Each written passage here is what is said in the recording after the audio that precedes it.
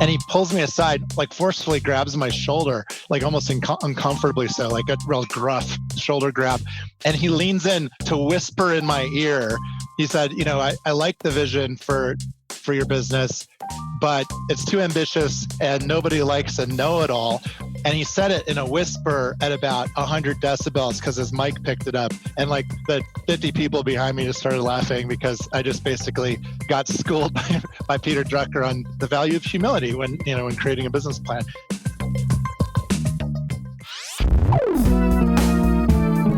Podcasting from Boulder, Colorado. This is the Baby Got Backstory podcast, where we dive into the story behind the story of today's most inspiring storytellers, creators, and entrepreneurs. I like big backstories, and I cannot lie. I am your host, Mark Gutman. I'm Mark Gutman, and on today's episode of Baby Got Backstory, how a dream to have a fulfilling job and a great life turned into one of the most successful hiring firms in the world. I don't know about you, but I hate hiring. I hate everything about it. I hate that I don't know what I'm doing, or if I'm doing it right, or if the person I'm about to bring on the team will be awesome or a complete disaster. Or at least that's how I used to feel about hiring. Until a few years back, I had the privilege of hearing ghSMART of ghSMART speak. I remember looking at his name on the agenda and thinking, oh no, hiring, yuck. But it's in these moments when we think we know our perspective on a topic that we are usually totally surprised. I was captivated by Geoff's story and his methodologies. And after I saw him speak, I read his book and then implemented his process. I read a ton of business books, and I would have to say that Geoff's book on hiring, is in my all-time top 5. Because as Geoff shares with us, who you hire will make or break a company. And it's totally actionable. I was able to implement what Geoff teaches immediately and see the results.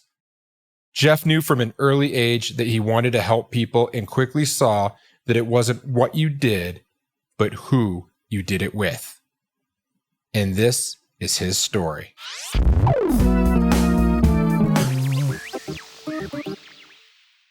Geoff, let's talk about how your story starts. I mean, let's go back to the beginning. Did you dream of all this? Did you dream of an existence to help leaders amplify their positive impact on the world? And when you were a kid, like what was life like for 8-year-old Geoff? What was your credo back then? Well, thanks, Mark. It's a pleasure to be on your show. I always thought I wanted to be an entrepreneur. There's just something exciting about the idea of inventing something or creating a business from nothing. Let's see here, winding the clock back to the 8-year-old me wanted to be a CIA agent or a newscaster. I did like the idea of analytics and doing impactful things. That was the CIA draw. And then the idea of using verbal or written communication to tell stories and to help people was the draw of becoming a newscaster. So that was the early roots around age 8. The idea for ghSMART came to me as a college freshman. I was studying economics. My mom actually had scored me an internship working at a venture capital firm. And what I was struck by was how the name of the game for succeeding in that field was, I kept hearing all about not what you invest in, but who you invest in. And yet all these investors were spending all their time looking at products and looking, forecasting financials and doing all this what stuff, when it seems like the key to success lay more in the who. So the kernel of the idea for the firm was born in 91. And then I actually ended up founding our firm June 16th, 1995. Nice. And where would you grow up? Where did you spend your formative years? Yep. I grew up in the Chicagoland area. So I'm from Chicago, and those were my formative years. And I've lived in Los Angeles, and now for the last dozen years or so, I've lived in Colorado. Yeah, and you mentioned your mother. What did your parents do for a living? What was the upbringing, the influence like there? Yeah, my mom was a speech therapist, so she got a master's degree in speech therapy. So my sister Kate and I had to be very articulate growing up. Mark, because my mom would help us with our enunciation. My father had a PhD in industrial psychology, which he would tell you he kind of like took a class in college, loved it, and got into that field, which is basically like the formal process of studying human behavior as it relates to work. So he was obviously a big mentor in the early days, hearing stories of helping advise companies on their people problems. So those were my two parental influences. And then I have a younger sister, Kate, who is more socially skilled than I, and was always more popular. And is a great person. She lives in the Chicagoland area today. Yeah, it's always the younger sister, Kate, who's more socially aware, more popular. It's just the way it goes. Yes. Well, it was embarrassingly so. For me, I was slightly more introverted and focused on my studies, and my sister seemed like she always had 10 to 20 friends over at the house at any given time. So when you heard your dad come home from work and talk about his day and talk about the importance of leadership and dynamics in the workplace, I mean, was that something that was interesting to you at the time, or were you kind of not interested, and were you thinking of other things? Like, what were you into in like high school? Yeah, the topic of leadership always was very, very interesting to me. So I was a big bookworm. So Tom Peters, Peter Drucker, Milton Friedman, the economist, who is all about freedom. These were early books I read that really, really resonated. So through leadership, I guess, in sports and leadership in like running this high school newspaper and stuff, little things like that early on, and then reading these books about how to effectively lead your team. It really was a passion area. I always felt like the difference between elevating the quality of human life or having human life be harmed comes down to leadership, whether it's governments, military, businesses, etc. So I've always been a big fan of the topic of leadership, and always curious and interested in what other people think are the keys to success. So that was a real interest early on. And so it was fun. This was, the 90s. Private equity was kind of becoming a big deal as a career. Strategy consulting, and investment banking were still very popular. But I, coming out of college, didn't go right to work. Instead, I went and got a master's and a PhD in psychology, focused on business. So, in business, they call it organizational behavior. In psychology, they call it, organizational psychology. But I got to go study with Peter Drucker out in Claremont in California. He was about 80 years old at the time and had, long been considered the father of management. So it was kind of like sitting at the feet of Socrates and learning from the master. And it was good fun, and surfing on the weekends. So it was really the best of both worlds. Drucker and surfing. It sounds like a documentary that I want to watch. Like I like that. That's really great. Fun. It was seriously good times. Yeah. And for our listeners who don't know, can you give 30-second primer on who Peter Drucker is and Sure. why he's relevant? Yeah, you bet. So the study of leadership and management really became formalized about, 70 years ago or so. Peter Drucker was a Austrian journalist, and he was just fascinated with the success or failure of organizations. So he could have made, millions or billions, but instead decided to stay academic. So he taught at Claremont for decades and decades, just outside of Los Angeles. And I remember, for example, here's how big a deal he was when he was just sort of in his free time, advising CEOs. Like A.G. Lafley, the CEO of Procter & Gamble, would fly in and take a limo out to Peter's house, and they would just sort of like float in Peter Drucker's pool. He had a little pool in his backyard, and I asked, well, how much do you charge for that? Just out of curiosity. I remember Peter Drucker told me, he said $50,000. I said, $50,000 to float with you in your pool? And he said, yeah, you got to charge something. Otherwise, people don't take the advice seriously. And so that was kind of, it was fascinating studying with him. I think he's written more Harvard Business Review articles and more top-selling books on management than anybody. That's why if you like Wikipedia, Peter Drucker, they refer to him as the father of the field of management. Yeah, and he really, I mean, at that time and even before, was like the movie star of business. Still is. I mean, I'm looking around and I'm like surrounded by Peter Drucker books and, Yes. and things like that. I mean, if, those are the first things, when you get mentored, someone says, you know what, go read this book, The 5 Most Important Yes. Questions. You need to, you need to learn some Peter Drucker. So thank you for sharing that. I think it's important to give context. And so you're there, you're in Claremont, you're doing your thing. You went and you found a mentor in Peter. Yep. And now, do you know what you're going to do after? Do you have a sense, or are you just collecting the knowledge? Are you just, because that's the way I approached my university study. I kind of went, I was going to use that to figure out what I wanted to do, but I didn't really know what I wanted to do.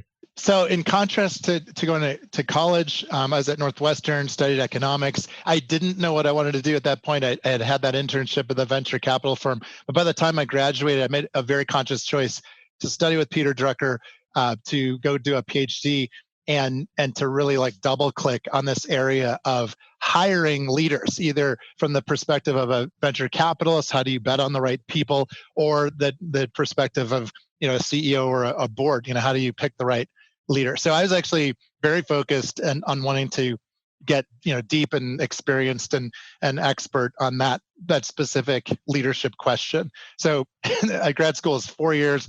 The PhD dissertation that I did was specifically on studying how venture capitalists evaluate and then choose who to invest in. And it was fun. There's a famous venture capitalist, private equity investor named Henry Kravis, from KKR. Yep. He went to the school. He went to Claremont or right at grad school. So I called him up to be in my study, and his assistant told me no, thank you. And then I called her a second time. She said no. I called her a third time. I'm begging her. I'm like, hey, I'm a PhD student. I'm doing a topic that I think is going to be of interest to Mr. Kravis. Are you sure he won't be in my study? I'd really love to get his participation. So she basically just told me to stop calling, but I didn't, Mark, because we entrepreneurs are persistent. So I called her a fourth time, and I told her that I would stop calling and bugging her if she would please just show him this like 1 paragraph description of the study that I was working on. And if he said no, I wouldn't call back again. But if he said yes, then we would do it. So she said, all right, hold please. And she walked into his office and came back about 30 seconds later, and she said, Mr. Kravis has agreed to be in your class project. I said, oh, great. So once I got billionaire private equity tycoon Henry Kravis in my study, I rapidly got over 50 private equity firms to jump in and be in it. And what I did basically was study how they evaluate management teams. And I looked at half a century of research on what should be the best practices.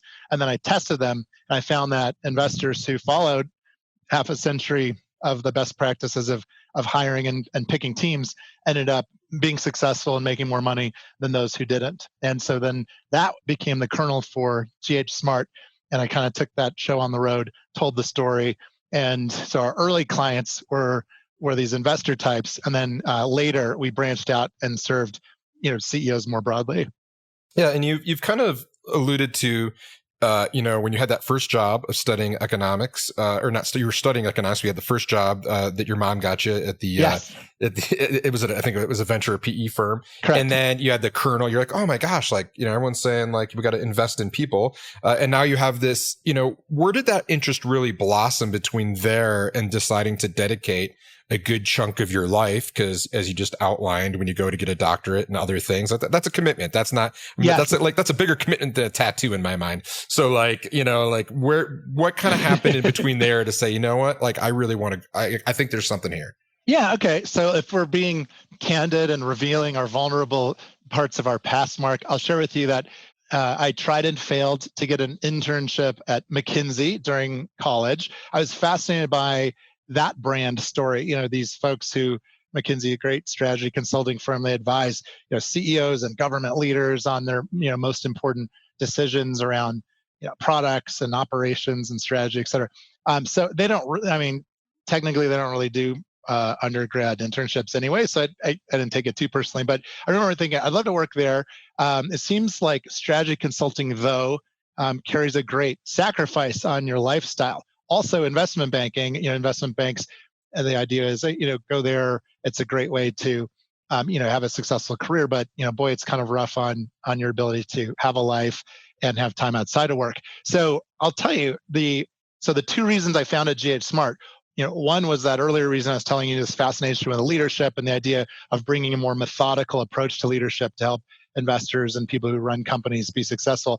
But the second reason I founded ghSMART was basically just this idea of, surely there's a type of company that should exist where people who want to work hard and have an impact can also have a life. And so it's kind of the cultural story of how do you build a culture, how do you build a firm that has a better culture than what I was seeing in strategy consulting and investment banking, and what would it take to pull that off. So that was, I say, equal in importance to the client-focused reasons for starting ghSMART. And so I was just so passionate about it. I saw an unmet need in the market, and then I saw an unmet need in the talent market too, which is, how do you go do something meaningful and fulfilling and not sacrifice your life in the process?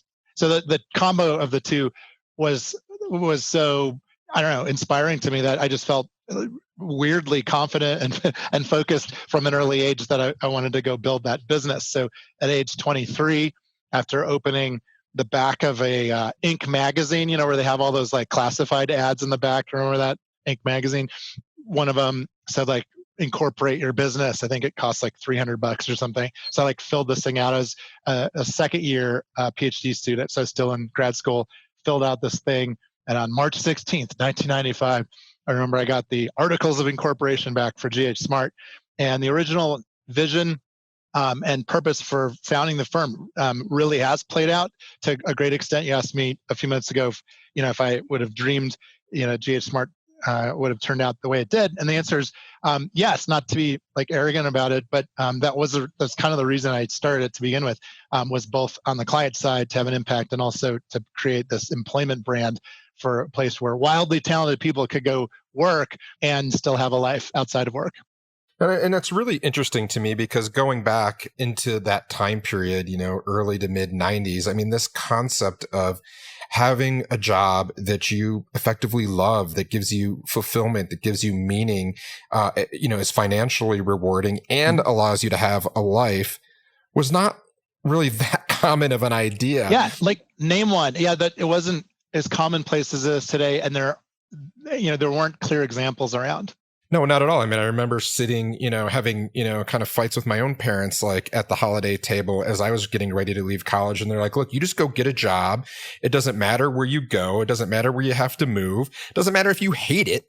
You just go and get this job. And, even when I'm out talking a little bit, this is a big part of my origin story that really motivated me, was this idea that like I was really in search of finding a job that I love. And my dad, even at one point when I was really young, said to me, I asked him if he liked his job, and we kind of go back and forth. And he finally reveals his philosophy, and that, they wouldn't call it work if it was supposed to be a whole lot of fun. And so, I really am resonating with this idea that like, and I really want to just nail this idea home to people listening that, yeah, today everyone is very talking about fulfillment, and employers are receptive to that. And, and it's just this a whole different like kind of market today, but back then, not so much. Yeah, that's true. I appreciate you saying that. It did seem like you had to make a trade-off, right? Either you go join like a top tier brand and work your butt off and maybe not even think about having life balance, or having either having a life outside of work or having the work itself be that fulfilling,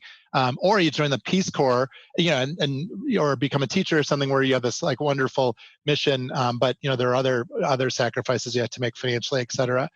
So yeah, that really was a gaping hole, I thought, in the employment market back then. It's still hard today, even though so many firms try to give people a great, fulfilling work experience and the chance to have a life outside of work. That's an area that we really focus on, and I feel probably most proud of, even more proud than the client impact we have, is the degree to which people really seem to love to work here, and how it's like ghSMART was sort of born in a laboratory. I mean, I did this like 4-year-long dissertation study on the market.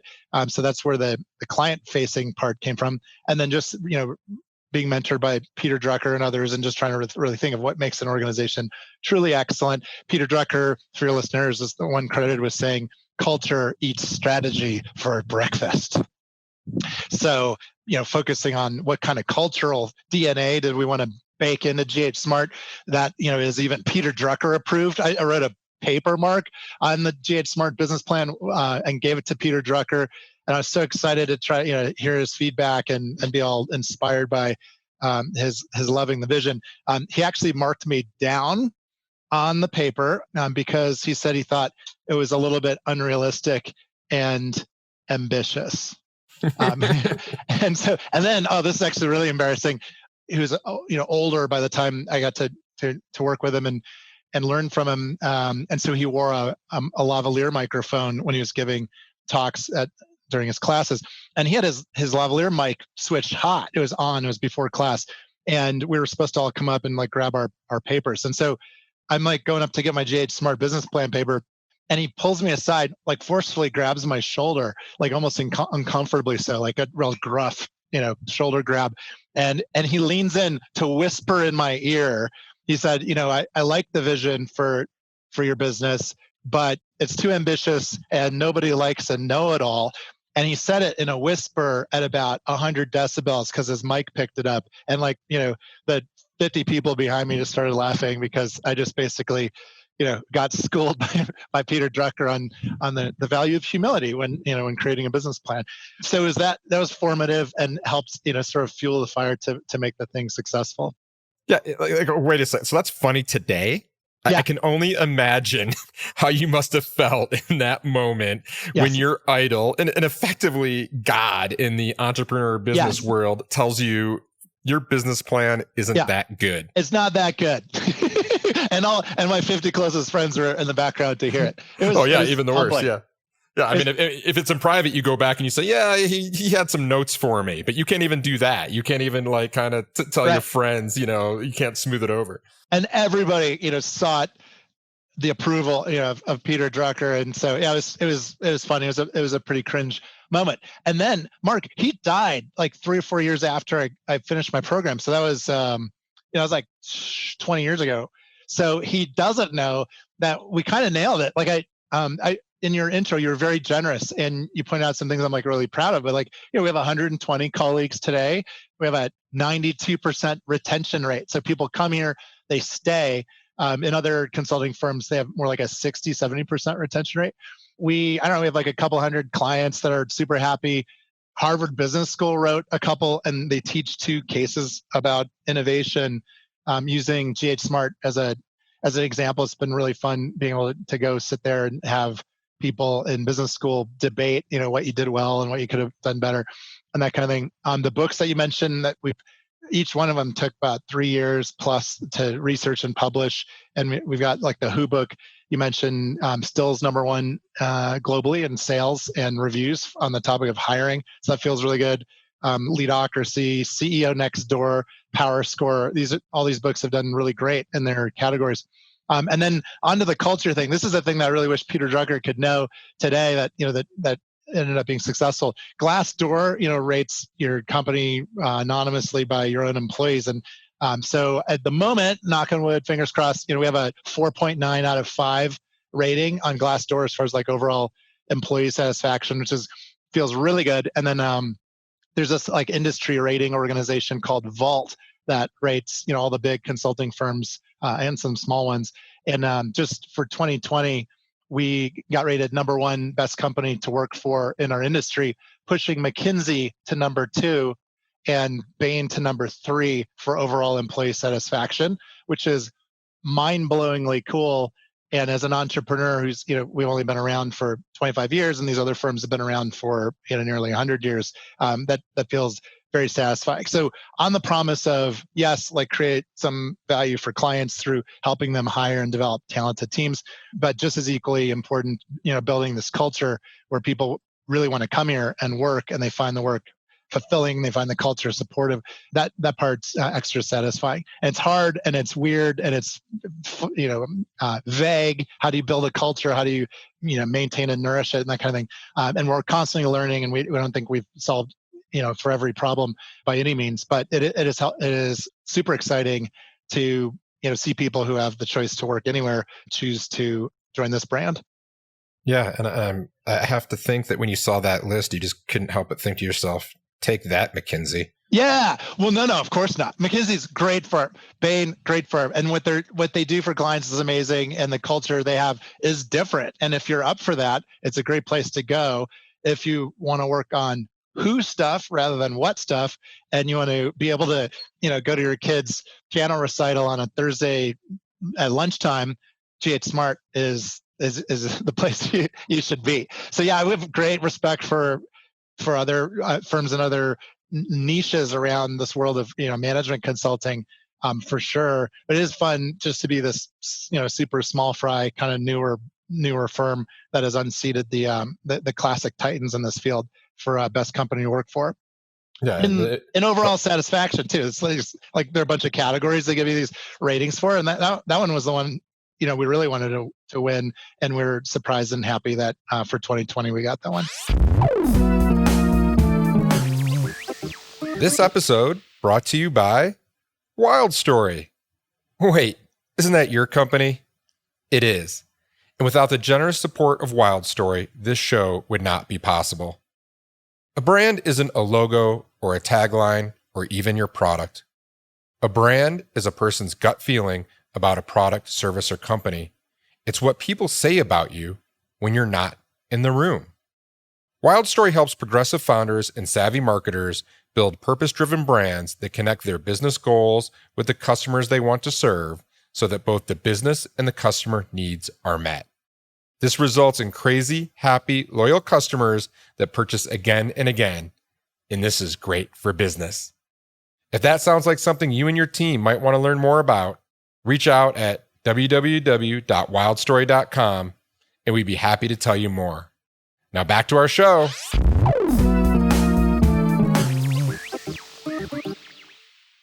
Yeah, and it's interesting to think how far you've come. I mean, when you left, your studies with Peter, and you said you were doing a little bit of this work with investment firms and things like that. Did you have clients day one? Was this business a success day one? Or did you ever think like, I kind of put a lot of eggs in the wrong basket?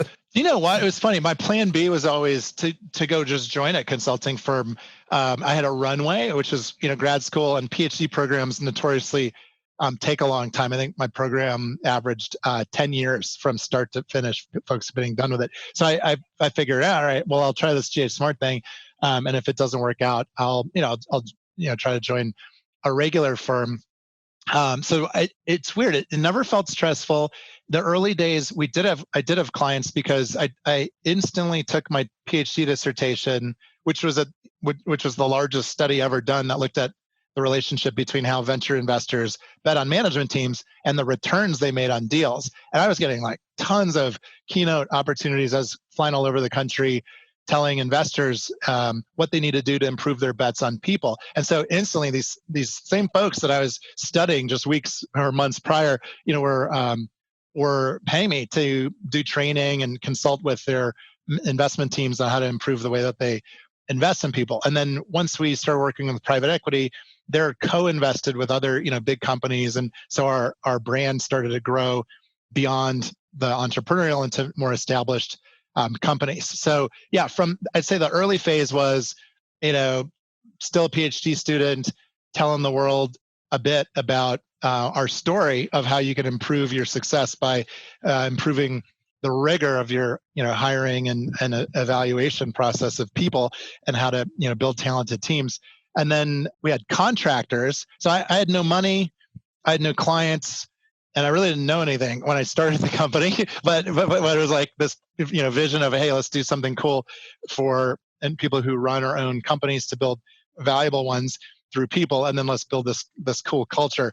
And so after the kind of very initial stage where revenue was coming in from companies that wanted to get better at this, I started hiring contractors, which you don't have to pay full-time salaries to. And so that allowed us to grow a bit and scale without taking on risk. So I made an important decision, I guess, because I wasn't confident in myself or in the concept to raise venture money. So ironically, even though I was serving these investors, I didn't raise any venture money to begin with, because frankly, I just wasn't that sure that this culture or this firm was going to be successful. But then through contractors, growing it, was working. And then at some point, I made the decision to switch over to just full-time people. So like today, that 120 of us are all full-time, with no contractors.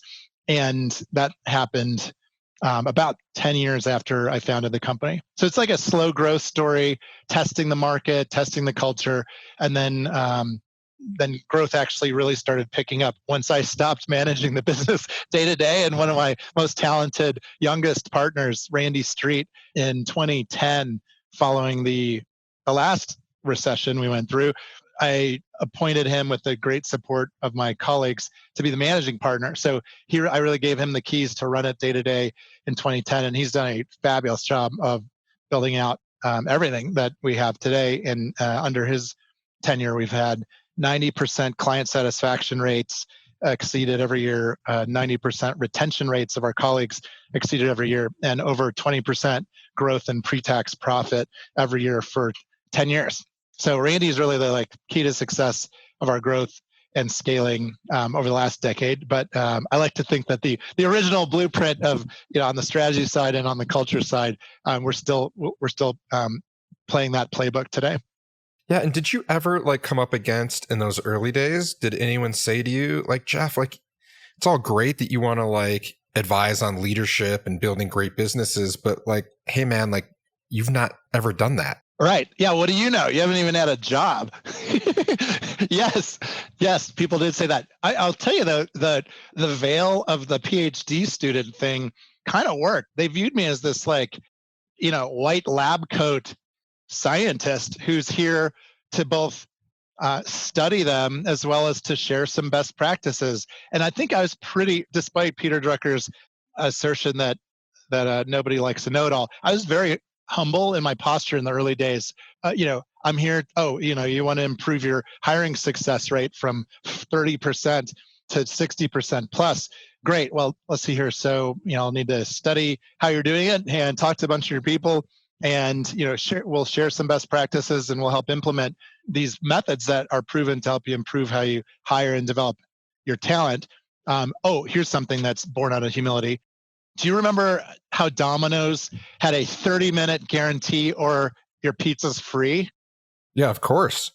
So that was huge, right? They took the number one thing in their market, the brand story of pizza, if it's late, that stinks, but if it's early, that's great. And they said, hey, we're going to guarantee you get your pizza in 30 minutes. It's going to be hot. It's going to be there in 30 minutes or you don't pay.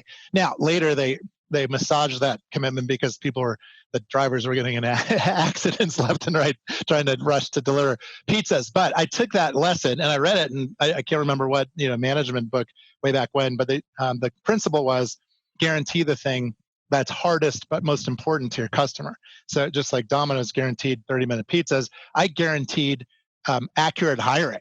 And none of the other competitors would kind of go so far as to say, hey, look, if we do our work and you're still having hiring mistakes, we'll give you your fee back. So even to this day, we're pitching huge projects these days. I was at a large railroad a couple of weeks ago. We're talking about tens of millions of dollars of fees for them to improve their hiring and development of senior people and do some culture change work. And I looked, these 5 board members in the eyes. I said, if we are not successful, you don't pay. And it's funny. That was born from the early days of insecurity and just not knowing anything when I started our business, but wanting to deliver good value to clients and wanting to have it be a great work experience for our colleagues. This money back guarantee concept was a key early answer to the question, you've never really led anything. And by the way, why are you so young? I remember I walked into a partner at Bain Capital, one of the most successful private equity firms, and we had been doing a bunch of work for them. And I met one of their senior most partners, and he looked at me and he said, he actually started talking to my colleague, someone who worked in my company, and was calling him Geoff. And I said, no, I'm Geoff. And he said, geez, you're a lot younger than I thought you'd be. And I looked him in the eye and I said, you are too, Ed. So having humility and humor, confidence, but also saying, hey, yeah, no, that's right. I haven't been a Fortune 500 CEO. And literally, I've never had a full-time regular job. I did internships in college and grad school, but I started the company when I was 23. So yeah, making fun of myself as just some eggheady PhD but who has a method that does seem to work. And by the way, here are the happy other clients. You're in good company. And if you don't feel like you get full value for the dollars you spend, we'll refund your fee back. That was sort of my way of countering the, you seem young and inexperienced, understandable concern that early clients and colleagues had. And so in the early days, where'd the name come from? I mean, I can guess. It seems like it might not be that not obvious, but I'd like to ask. Yeah, so ghSMART and Company Inc. is the official name of ghSMART. I had, just a huge industry crush on McKinsey and Company for being a very respected, impactful firm that had tons of talented people in it. So McKinsey and Company, ghSMART and Company. So that's where the and company came from. The ghSMART, so my first name is spelled with a G. So Geoff, my middle name is Hudson, and Smart is my last name. And the brand for ghSMART, the way we write it is kind of weird, and I'm proud of this. So GH is lowercase, and then all caps is SMART. And I tell people, whether it's colleagues or clients, that as the founder and chairman, I'm the GH, but I'm lowercase. I'm a servant leader. I'm in service of colleagues and clients. But then it's my colleagues who put the smart in ghSMART, and that's why the smart part's all caps. So anyway, super cheesy and hokey, but true, and that's where our brand story comes from, on the little g, little h, and all caps smart. Yeah, and I love it. And, a shout out to your parents, because as someone who was bestowed with the last name of Gutman, and going through, the Geoff Hudson Smart might be like the coolest name ever, right? Like it's like movie star, and then all of a sudden, like, hey, I have a consultancy that deals with thinking and being smart. Wait a second, that's also my name. Like it's just great, and so I want to give a shout out to your parents for that great brand name. Yeah, it was lovely. It's hard spelling Geoff with a G on the phone when in my early years, whenever I was ordering something from a catalog or whatever, but so I hate it then, but I do like it now, and I appreciate that. Yeah, my folks had a marketable last name. Yeah, and I mean, and you're probably going to deny this because you're humble, but we all know that Geoffs with a G are also smarter than Geoffs with a J, so that helps too. I'm not about to alienate any of your listeners. All the Geoffs out there, all the Geoff listeners, all the J Geoff listeners, exactly. We don't want to upset that segment, but yeah, it's. So servant leadership is a theme, is something, that approach I have great respect for. That almost prevented me from naming the firm after myself, but there was something about just like, you're like signing your name and being like, I am putting my full self into this firm, that sort of counteracted that hesitation I had to call it ghSMART. So yeah, I don't know. It was kind of like 70-30. I was like, I think I'm going to name it Smart, I guess, because I appreciate my parents giving me a good name for naming a business. But the hesitation was on, I never did want it to be like the Geoff show and have it just be a spotlight on me. Because I had learned from an early age by watching other successful entrepreneurs that the more you can hire great folks and then let them have the spotlight, the better, if you want to scale a top tier business.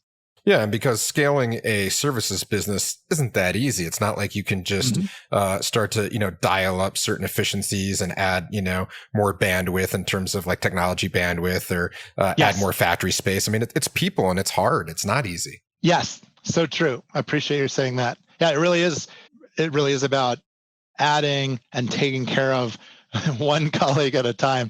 That's how you grow a professional services business. Yeah, I do enviously look at some of my technology products peers who can, as you say, put a curve in the growth rate by replicating digital technologies, like super scalable, fast. But in the professional services business, it really is about adding great people, adding great clients, adding great people, adding great clients, and it's more of a linear growth path. It's a marathon. It really feels like you have to sustain a high level of focus and discipline and reliability for years and years and years. It's not like a overnight kind of thing.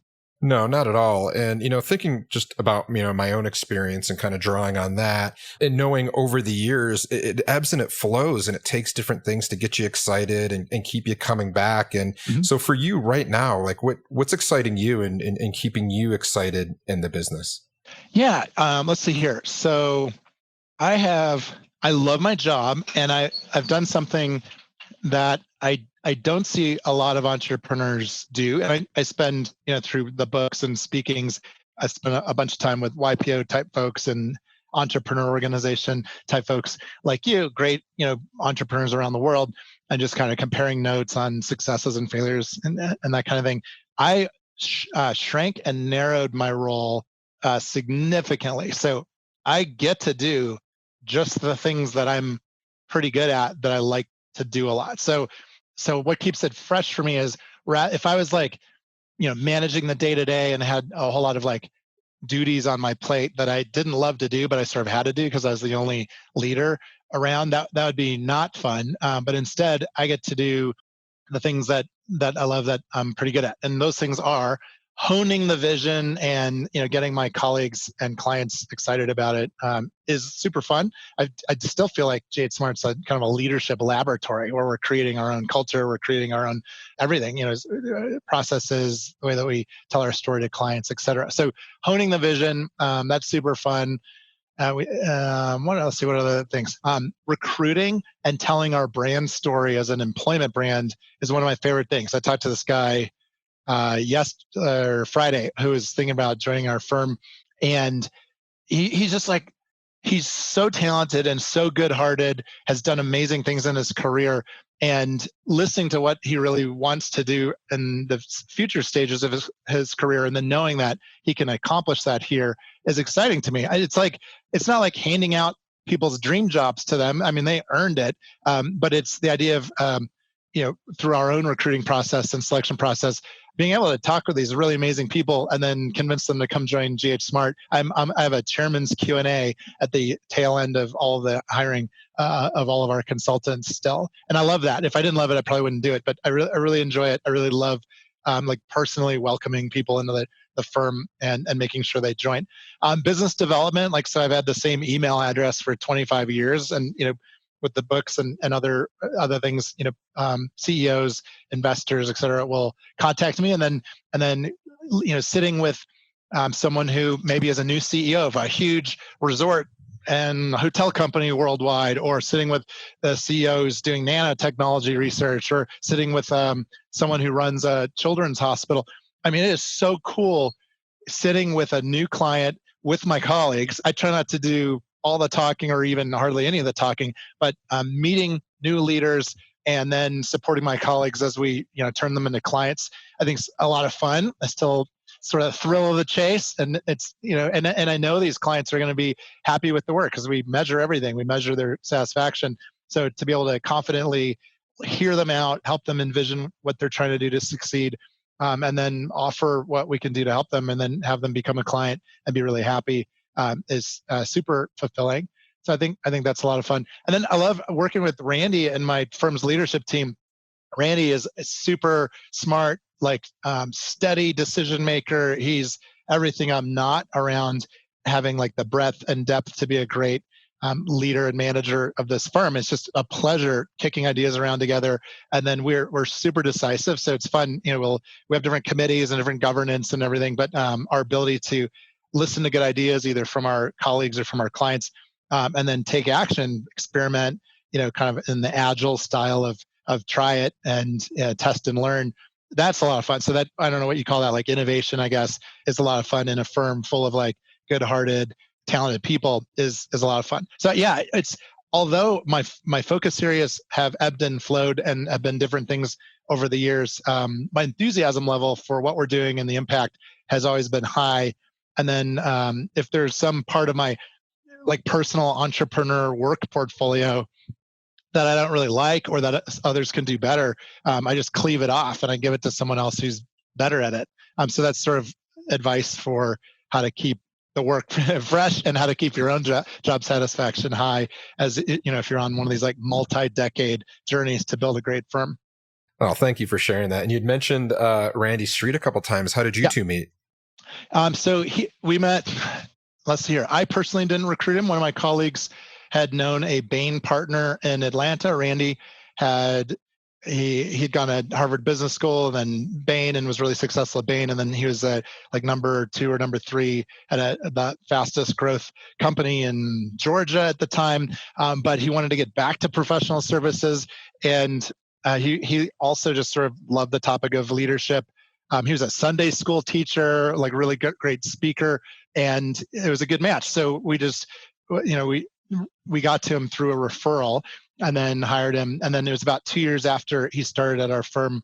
I think that's right. No, not true. 5 years after he started, he was one of the youngest, most talented partners as a manager and a leader. And we were all like, Randy, can you please run the firm? Also, I was getting super burned out on crisis management in the 08, 09 recession. And I was kind of like, oh my gosh, would someone else help me, with the goal setting and the process design and process management and dashboards and just all the scaffolding you need to build and manage in order to grow the firm. And Randy is so much better at that than I. So it's been a really special working relationship. We thought originally, every, 3 or 4 years, we'd rotate the managing partner role. But he's so good that we're all in agreement, let's just let him keep running the firm because he's great at it. So I think he's like not quite 50. So he's young enough. I'm hopeful and expect that he'll continue to run the firm for years to come. Wow. And during that segment you talked, and the segment before that, you talked a lot about leadership. I mean, what does leadership mean to you? Like, how do you define that? Yeah, it's funny. I have the simplest definition of leadership I really like is helping a group of people figure out what it wants and then to formulate and execute a plan to get it. So the element, at its core, I think leadership's about helping improve people's lives. And if you, as a leader, can help facilitate the process of figuring out, what are the priorities? What's the goal here? Like, what are we trying to do? And then hire and delegate to great people, and then, build relationships that are respectful and focused on results, then, you can create great results for the people that you're serving. So I think, leadership at its core, if it's healthcare workers or military or government or for-profit or not-for-profit, is basically about helping focus human capital to improve the quality of life of other people. And I'm a huge fan of good leadership only counts if you're helping the customer base, however you define customer, and if you're really making a positive impact in the lives of the employee base. So that's, in fact, we don't say this out loud. I'll share with you, Mark, because this top secret sort of values assumption, but we actually prioritize our colleagues over customers and shareholders. And it's controversial because this is this age-old question of, in good leadership, who gets priority. And I think most companies are very shareholder focused, and then they're sort of customer focused, and then maybe a distant third is, the employees. At ghSMART, right from the beginning, again, it was like one of the two equal reasons I started the company was I really wanted to have this be a great place for people to build their careers.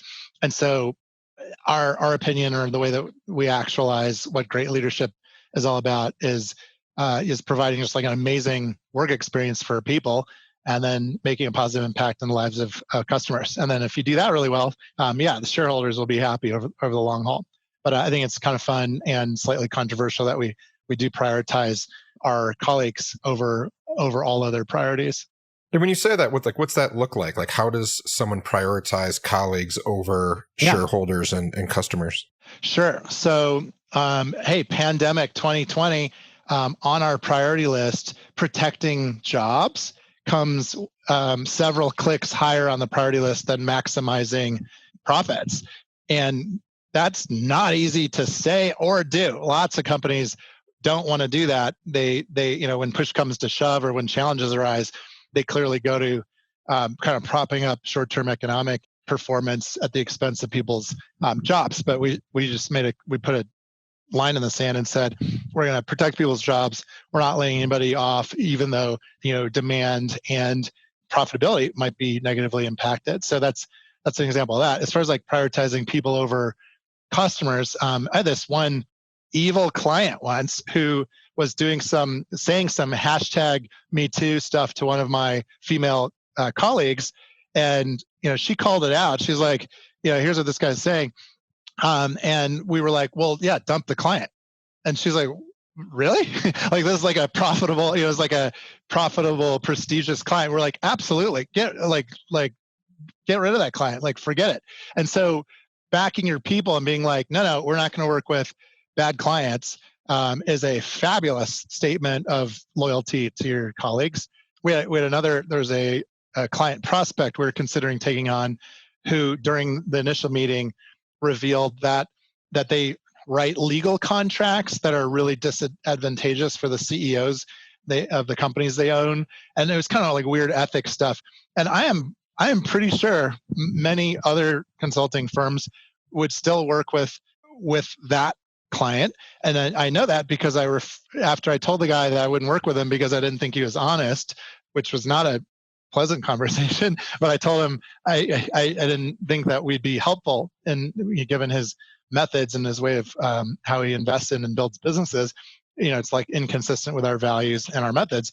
But did he want me to find another firm to serve him? And I asked another firm, and I said, this guy's dishonest, and he writes legal contracts that CEOs later regret having signed in order to make more money.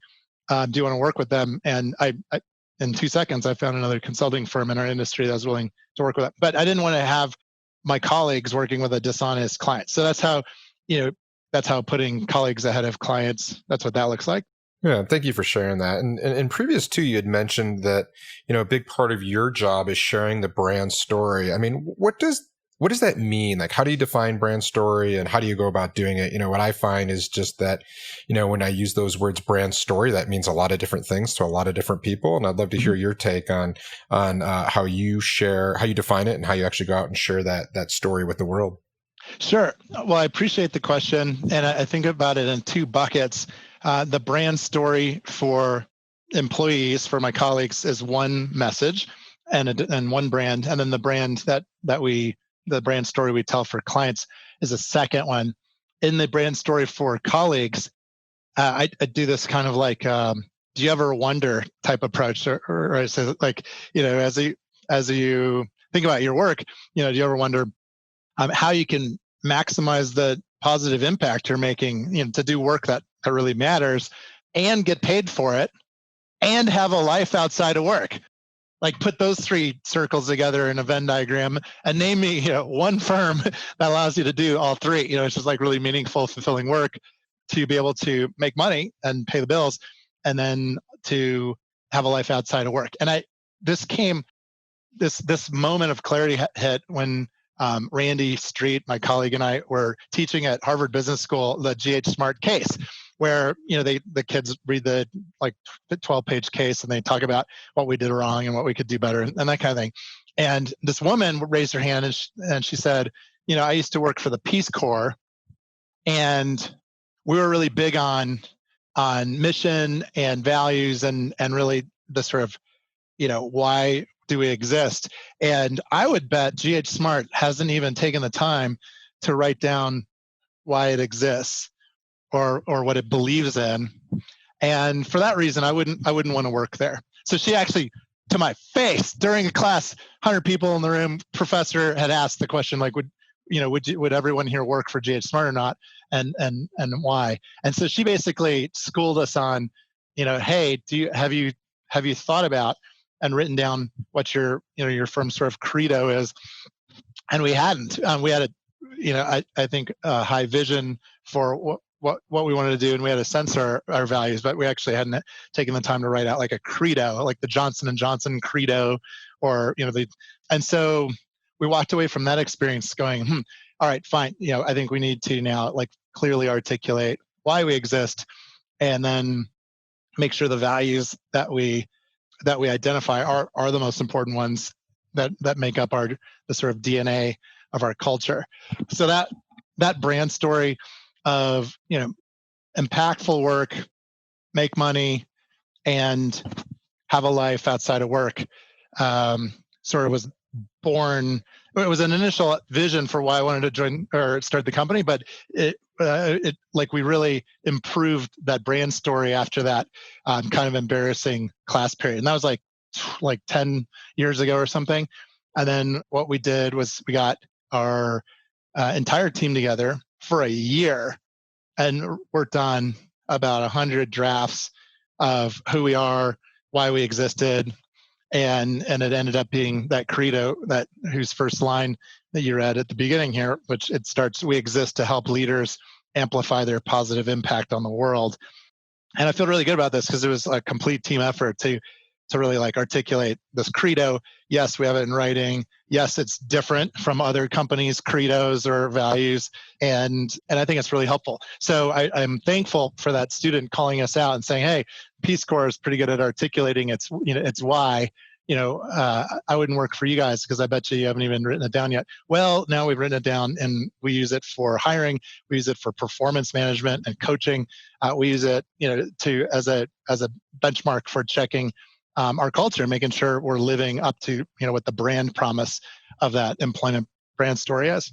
So the employment brand story is like kind of, you can have it all and you can't get that anywhere else. You can, work on Wall Street, make money, but occasionally have existential questions of purpose and a lousy lifestyle. You can work in the Peace Corps and have a great impact, but maybe not be able to be pumping your kids 529s full of college savings money at as much at a faster rate as you'd like. And then there's just like a lot of jobs that are just sort of meh, as far as the impact you have, as far as the wealth creation opportunities, and as far as your ability to really have flexibility and freedom and have a life and enjoy your life as you go. So I don't know. It seems like super obvious. Like, why wouldn't a firm like that exist? But we've been very conscious of wanting to make sure that brand story comes through loud and clear. And what I feel good about is behind closed doors and, and anonymous environments like Glassdoor, our colleagues, point out that brand story very uniformly and candidly and with honesty. Like, yeah, this is what we get working here: impact, money, the ability to have a life. So that brand story was like those three planks, and it's a story of having it all, and it's hard to pull off, and it's harder to run a firm that gives people all three of those things than it is to run a firm that maybe takes 1 for 3 or 2 for 3. Yeah, and you mentioned that it took you about 100 drafts. Like, what's hard about distilling all that down into a one-page credo or into a vision statement, or these different ways that we articulate our brand story? Like, why 100 drafts? What's hard about that? Yeah, it's a feeling of two thoughts. One is you don't want it to sound generic like other companies, because then it's not really inspiring, and it's not that helpful. And two is the process of writing your credo, of writing the document that says why your firm exists. The process is super important. I don't want to say it's more important than the outcome, but really getting input from everybody, administrative assistants, finance people, IT people, consultants, senior people, junior people. That was made clear to us because we kind of benchmarked other great organizations that created a credo and how they do it, and they all told us you got to get everybody's input, otherwise it doesn't feel like it came from everybody, because it didn't. And so we were doing some pro bono work around that time with the U.S. Navy, with the Navy SEALs, and they are known for publicly, and I'm not going to share anything private, but they're publicly known for having a really great credo. They call it their ethos, and you can look it up, and it's really compelling because it's unique to their organization. So we talked with one Navy SEAL commander who had participated in the writing of their credo, a while ago. And I asked him, well, how'd you do it? And he said, well, the key part was really getting the voice from everyone, from all the different parts of our organization. And then I said, well, how'd you do that? And he said, well, we had 3 helicopters that we packed full of people who we had, their peers had sort of nominated them to be on this team. And then we stuffed it full of red meat and beer and flew them over to San Clemente Island, which is off the coast of Coronado of San Diego. And we told them they can't come back until they've written the document that says why we're special and why we exist. And I thought, well, that's kind of cool. So we followed suit in that. We just got tons and tons and tons of input from people. And then, so not wanting it to be generic is one reason to do 100 drafts. A second reason to do 100 drafts is to have it be like sort of creative and inspiring in a way that lives on, kind of like the Declaration of Independence or the Constitution, we the people, this, you realize sort of how long this document's going to live, and you really just want it to be inspiring and cool. And that takes drafts versus just saying stuff plainly, try to say stuff that calls to a higher purpose. And is the third thing is specificity. So there are elements of our DNA that we think are really important, and I wanted to make sure they all showed up in the credo and in the values. And so that took a number of drafts, because we'd be like, oh yeah, wait a second, something about, we don't really talk about sharing our knowledge with the world. Isn't writing books and sharing our knowledge about leadership with the world part of something that's important to us? And then we go, oh yeah, and then we wrote in, blah blah blah, while always protecting client confidentiality, we share our knowledge about leadership with the world, stuff like that. So being complete and making sure the threads of DNA that make your organization successful are show up in the credo is the other thing that takes a lot of time.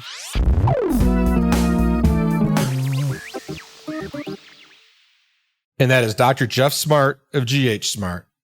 Thanks a lot, Geoff.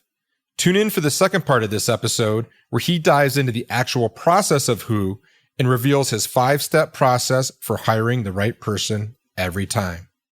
Oh, and our family has a credo, which might as well be the Wild Story credo. And it goes something like this. Our home is a dream factory. There is no dream too big, too ridiculous, or too audacious. No one doesn't think you can achieve whatever you want.